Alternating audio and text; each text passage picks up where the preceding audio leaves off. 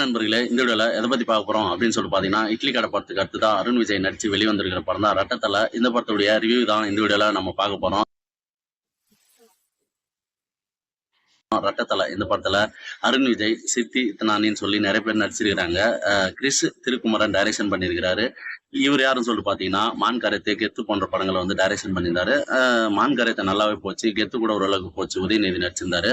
இதற்கு அடுத்துதான் இவர் இந்த படத்தை டைரக்ஷன் பண்ணியிருக்கிறாரு. இந்த படத்தை பாபி பாலச்சந்திரன் அப்படின்ற ஒரு தயாரிச்சிருக்கிறாரு. இந்த படத்துக்கு சாம்சி எஸ் மியூசிக் போட்டிருக்கிறாரு.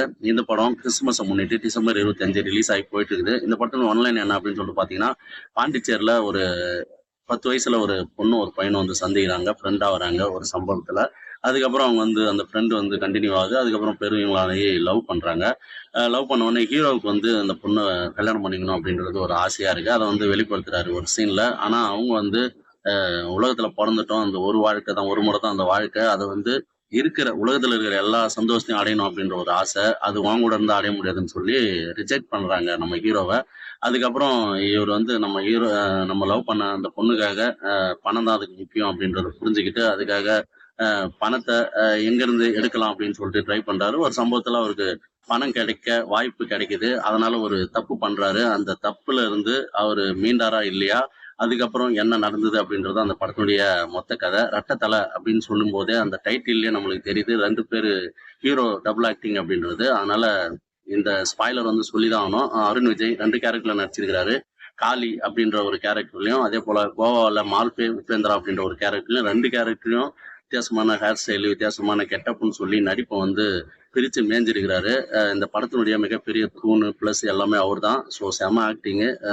ஆக்ஷன் காட்சிகள்லாம் வெறித்தனமா பண்றாரு. இந்த படத்துக்கு தேவையான ஒரு ஹீரோ தான் அவரு. அதே போல இந்த படமே வந்து ஒரு ஹாலிவுட் ஸ்டைல்ல இருக்கிறதால அவரு அது பக்காவா பொருந்துறாரு. ரொம்ப வேரியேஷன் காட்டி. அதுக்கப்புறம் ஒரு மெலோடி சாங் ஒன்று வருது, கண்ணம்மான்னு சொல்லி தனுஷ் பாடின இந்த பாடல் வந்து சாம்சி எஸ் மியூசிக்ல உங்களுக்கு பார்க்கும்போது நல்லாவே இருந்தது. டான்ஸ் வந்து ஆடி இருந்தாங்க. ஹீரோயின் கூட இந்த பாட்டுக்கு நல்லா ஆடி இருந்தாங்க, சித்தி இத்தனானி.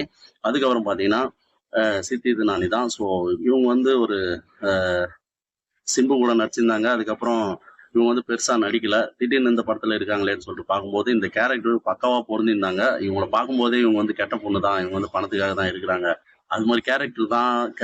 பணத்துக்காக இருக்கிற ஒரு கேரக்டர் தான். ஸோ அதை வந்து அவங்கள பார்க்கும்போதே நம்மளுக்கு தோன்ற அளவுக்கு அவங்க நடிப்பு இருந்ததால, இந்த பொண்ணு உண்மையாவே இப்படிதான்டா அப்படின்னு தோன்ற அளவுக்கு அவங்களுடைய நடிப்பு இருந்ததால நம்மளுக்கு அவங்களுடைய நடிப்பு வந்து ரொம்பவே நல்லா இருந்தது அப்படின்னு தான் எனக்கு தோணுது.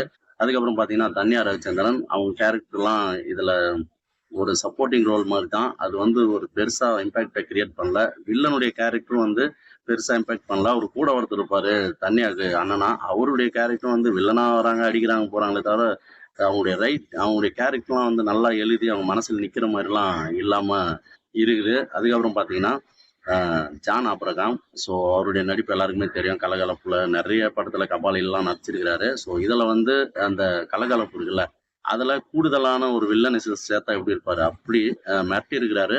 குறிப்பா வந்து அவருடைய வசனங்கள்லாம் ரொம்ப மோசமா இருந்தது. ரொம்ப ஆபாசமா இருந்தது. ஆனா அவரு ரொம்பவே நல்லா தான் நடிச்சிருந்தாரு. அவருடைய கேரக்டர் கூட ரொம்பவே நல்லா இருந்தது. அதுக்கப்புறம் பார்த்தீங்கன்னா, இந்த படத்துல சாம் சிஎஸுடைய மியூசிக், அந்த ஒரு பாடல் வந்து ரொம்பவே நல்லா இருந்தது. அப்புறம் இங்கிலீஷ் பாட்டு மாதிரி மியூசிக் போட்டிருக்காரு. அந்த டைட்டில்லே வரும் அது. அதுக்கப்புறம் கடைசியாவும் வருது.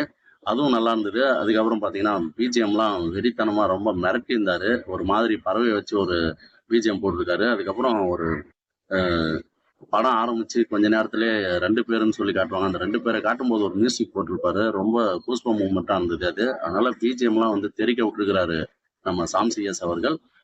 இந்த படத்துக்கு என்ன தேவையோ அத வந்து ரொம்ப நீட்டா பண்ணியிருந்தாரு. இந்த படத்த கிறிஸ் திருக்குமரன் அவர் வந்து டைரக்ஷன் பண்ணியிருக்கிறாரு. இந்த படத்த பார்க்கும்போது முதல்ல வந்து ஃபர்ஸ்ட் சீன் வந்து ரொம்ப நல்லா இருந்தது. அதுக்கப்புறம் படத்துக்குள்ள போக கொஞ்சம் ஸ்லோவாச்சு. அதுக்கப்புறம் அடுத்தடுத்த சீன் வந்து விறுவிறுப்பா தான் போச்சு. கடைசி வரைக்குமே அந்த விறுவிறுப்பு குறையாம அடுத்தடுத்து என்ன நடக்க போகுது அப்படின்ற மாதிரி தான் போச்சு. ஆனா படம் முடிஞ்சதுக்கு அப்புறம் ஒண்ணுமே இல்லையாடா அந்த படத்துல. இது நல்லா இருக்குதா, நல்லா இல்லையா, ஆவரேஜா இருக்கான்னு சொல்ல கூட நம்மளால முடியாது. அந்த அளவுக்கு தான் வந்து பதில் இருந்தது கிளைமாக்ஸ்.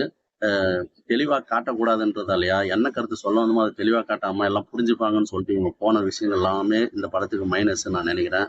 அந்த ஹீரோயினுக்கு என்னாச்சு, இந்த ஹீரோயினுக்கு என்னாச்சு, இல்ல இவருக்கு என்னாச்சு அப்படின்னு சொல்லிட்டு ரொம்ப ஒரு மொட்டையா முடிஞ்ச ஒரு ஃபீல் தான் எனக்கு இருந்தது. அது வந்து இவங்க மறைச்சதால இவங்களுக்கு அது ரிஃப்ளெக்ஷன் ஆயிடுச்சு அப்படிங்கிறது தான் என்னுடைய ஒரு கருத்தா நான் பதிவிடுறேன். அதை டீட்டெயிலாவும் இங்க எடுத்துருக்கலாம். அதே போல இந்த படத்தினுடைய இன்னொரு மைனஸ் வந்து எல்லாருமே கெட்டவங்க. எல்லாருமே பணத்துக்காகவும், மத்த விஷயத்துக்காகவும் கெட்டவங்களா தான் அந்த படத்துல காட்டப்படுறாங்க.